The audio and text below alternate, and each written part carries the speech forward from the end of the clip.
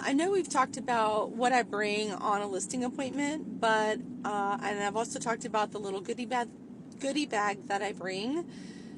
But I wanted to also add that if I happen to know that they have pups, then I bring little dog bones in a little cellophane bag with our LLM group sticker, Live Love Memphis group sticker. And I mean, they're just like milk bones. They're nothing like organic and fabulous and handmade, but there's something to show that I'm listening. I think things that you do for your clients that show them that you are listening to them will set you apart from other people. And it's a 50-cent gift, really. You know, the milk bones you get at Costco.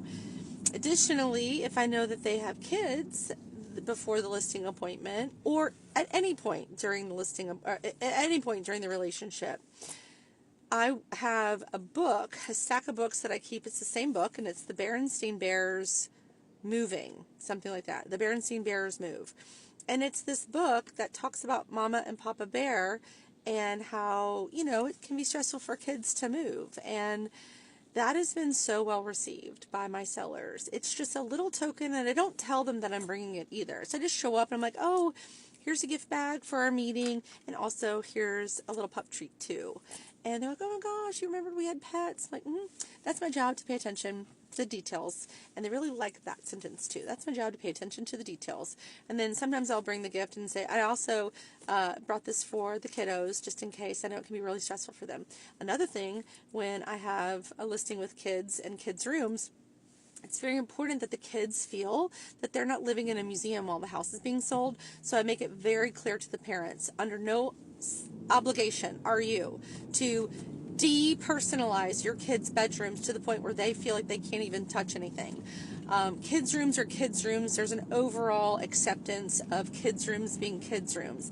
I really don't care if it's painted the colors of the Superman costume.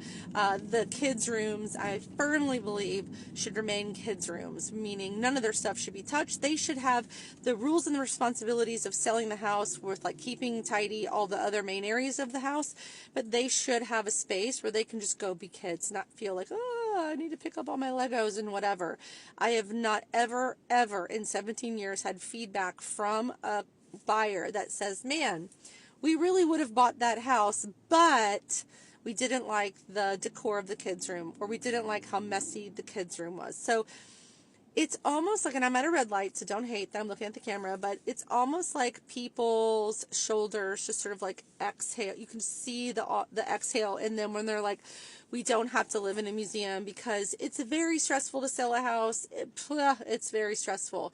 So tips that I give to people in that situation are also get some plastic bins from the dollar store, wherever, Lowe's, Home Depot, and just keep a bin in all the main rooms of the house. So if you have a last minute showing, you just take your arm and whoosh, and move the stuff all in the bin and put the bin in the garage or the laundry room or a closet, or shove it under the bed, and you guys just deal with that bin later. You don't have to keep it in mint condition. The only time I ever tell folks to keep property in mint condition is for photos, and then the maintenance of that is beds are made, no wrinkles in the bed sheets. That's a pet peeve.